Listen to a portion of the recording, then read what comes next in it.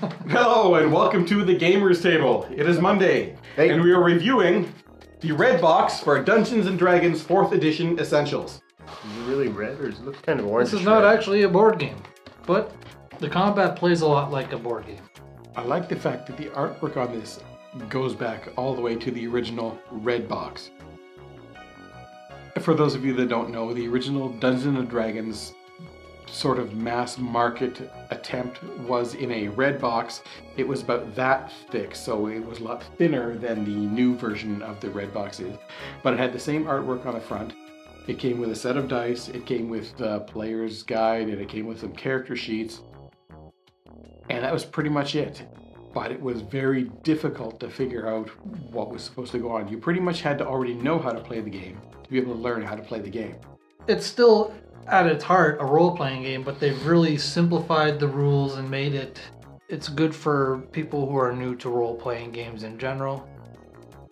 For people who have some experience, it's probably a little bit too basic. Like the choose your own adventure to create your character class, you'd be like, okay, I'm bored of this. I know what character I want, and just go. This is the player's book, which basically teaches you how to create a character using the 4th Edition Essentials character sheet. So what they've done here is made a choose your own adventure, basically. They start you out with giving you a little thing. You're riding on a wagon with a guy. Suddenly you're attacked. Do you want to jump up and fight them? Do you want to cast a spell? Do you want to cower in terror? Do you want to help the guy? And which one of those choices you make takes you to a different place and starts you in that particular character class. It's a good thing if you got people who have no idea on role-playing games and they don't know what they want to play, and then they just go through this adventure and choose what they think they would prefer to do, and then they would get a character class that matches with their personality. Mm-hmm. Yeah, it works very well for a beginner player who's never played Dungeons & Dragons before. Gets you, if you're very indecisive and you're not sure what kind of character you want to play, it gives you these choices in the book here, in a little story, and you can figure out what you want from that. Or even if you just still not sure, you just whatever you pick works towards building your character, just in context of the story.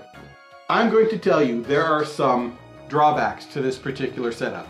This creates a character, but it doesn't give you all of the feats and abilities and so forth that a 4th Edition Essentials character should have at level 1. Yeah, it's just basics. And the adventure that they have in the Dungeon Master's book, with the big map that you'll see in Componovision, takes you through an initial adventure for characters you've made with that player's book. If you did that, all your characters would die. This is a really tough adventure. We only played with the 3 people, so right. But even with four people, you had all the feats. It was crazy hard. With 4 players out of that book, you would probably get slaughtered unless you took the cookie cutter party: wizard, cleric, rogue, and fighter. You had one of each. Yeah, don't try to talk to the dragon with a guy with a charisma of 8. No, I didn't. Bad idea. That was a bad idea. It was a fun adventure. Yo, dragon, tell me something. Come on, spit it out. Smack. It's very basic. It doesn't take you through everything you need to know to create a character for a really large campaign, because you don't have a lot of the special powers. You don't have a lot of the special feats, which are other sorts of powers that your character has. And without those, on a lot of encounters that when you're facing monsters or traps or what have you, you're going to be ill-equipped to deal with it just because there are not all the things that you need. If you have never run a game before, the book takes all the modules, and you can get a lot of these, download them or buy them from Wizards of the Coast, and they take you through every part of it. They show, read this text, and if the adventurers do this, read this text. The monsters will come out and they will do this, and then they will do that. But it's very straight-laced and restrictive. If you have played games before, this particular style is going to feel like they're railroading you down a particular path. Which is great for teaching somebody how to play the game, but once you've played the game, you don't need this stuff anymore. But as we said, it's a great introduction for people who haven't played the game before.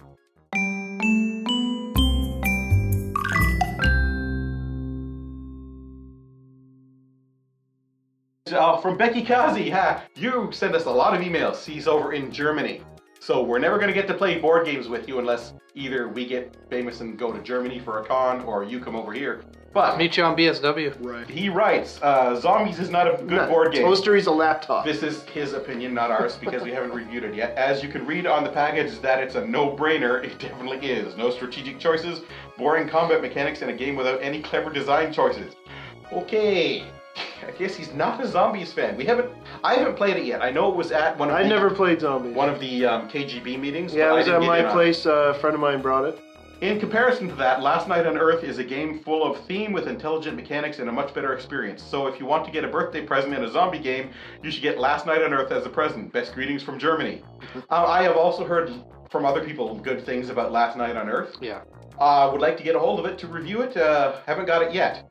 But you know, the list of games that you want is just always bigger than the list of money in the Yeah, wallet. because so. I don't know, I they got try the list not and to the look list just up- gets bigger and bigger and bigger because I try they not keep to look coming up out too with many new games. I can't afford to get them. And you always know the new game's got to be the best game, right? Alright, this review gets a thumb just for the kick-ass mustache. If I could grow a mustache for my whole life, would never be as cool as yours, my good sir. Anyway, nice review. Okay, whatever. Next. Where's the next? Come on, Chicago cliche needs his light and... That's right. Wrapping up for the Dungeons & Dragons starter set red box. I'm not going to actually give it a rating because it's a role-playing system, it's not a board game. So, it's a very basic as far as the role-playing games go. So you definitely want to just use this as an introduction and then As an bring some introductory. introduction and bring in the essentials books after that. Yeah, I'm gonna have to say This is a you're good probably get right. started. Giving this a number really doesn't make sense because it's so many. Like we could give the whole fourth essentials line a number, but you'd have to see the giant stack of stuff that we. There's a lot of stuff, yeah. There's not everything in the book that should be in the book to flesh out your character for first level. There are feats missing and other things. If you remember how it used to be to create a character, a choose your own adventure walk you through getting a character ready in about 15-20 minutes. Much better. I find it boring. Mind you, I've also had experience with the role-playing, so... Yeah. Yeah, I'd I'd played- rather grab the dice and roll up the stats, and they kind of actually taken that away a little bit in the essentials. Well, they give you an option They to give you an roll. option to Yeah, roll. you can do Yeah, it, there's enough. but you don't have to. But everyone wants to fudge the rolls to make sure they get stuff. Yeah. You want to min-max, you want the best character, right? It's all about advancing the character and taking pride in your big dwarven guy. Mind you, dwarves aren't very big. But Yeah, you're a little big dwarven. little big, dude. well, You're they're, little they're dwarven. big but little. Yes. They're big butts? Little? Their big butts but are little? It's been made more clear, I guess, but it's also a little bit more constrictive. Where before you could do aim shots, they just kind of got rid of all that and made it really basic. But you know, that's where it's mostly like a board game. When you're doing the combat situations, your character can move 5, and here's the different power moves that they can do. If you want to base it on the actual gameplay, it'd be more or less rating the dungeon master. Like if Craig is our dungeon master, yeah, I give him. Well, I should be careful here. I'll kill my character off next session. Yeah. What were you saying about the big butt dwarf?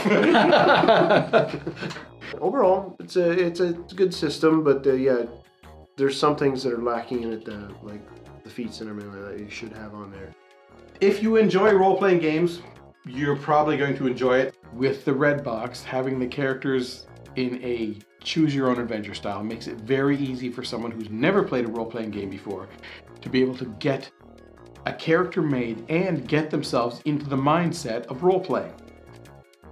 And the big thing that 4th edition Essentials is stating over and over again in all the materials that they put out is that it's about the story. It's not about the numbers anymore. It's about the story. It's about the adventure. It's about having a good time. It's one of those games where a lot of the rules are optional, and it usually goes by the DM rules. Like if you roll a dice and say I want to attack that guy, the DM says no, you can't. Your arms are bound together for some reason. Like the DM is pretty much controls the universe, and the players are just living in it. Yeah. And on the other side, from the DM side of it, sometimes you roll the dice and, oh, I hit this guy, I'm going to kill him. That's not going to be fun for anybody because he's the last one in the party. The other 2 guys have already been knocked down by this monster. Yeah, I missed. This is the advantage of a role-playing game over like a set board game like Ravenloft, where Ravenloft, the monsters are all pretty much run themselves according to a set design. And yeah, there's no, oh, I'm going to go easy on you. It's go back to our Ravenloft review. But I will say Lots that of monsters. the Ravenloft tiles and monster figures and the Ashardalon tiles and monster figures all to the same scale as this, so you can use those as playing aids when you're playing Dungeons and Dragons. Yep. So that's it for another episode of the Gamers Table. It's weird not giving it a number, but it doesn't make sense to. Yeah. Well, I'm just going to say that it seems that as a beginning player and everything, it seems to help quite a bit starting out there. It's a good introduction. I like it. Well done. So tune in next week for another review of another game. And probably some more 4th edition essential stuff. And goofiness. Of course. Oh, yeah. You'll be here. Bye. See ya. Bye.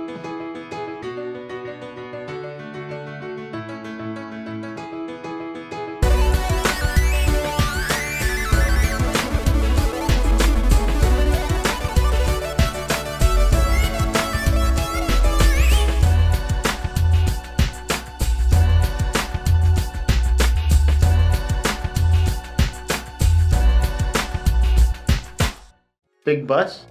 Little? Big butts are little? They like Little big butts. and it is no lie. Oh, God, no. All right, let's stop.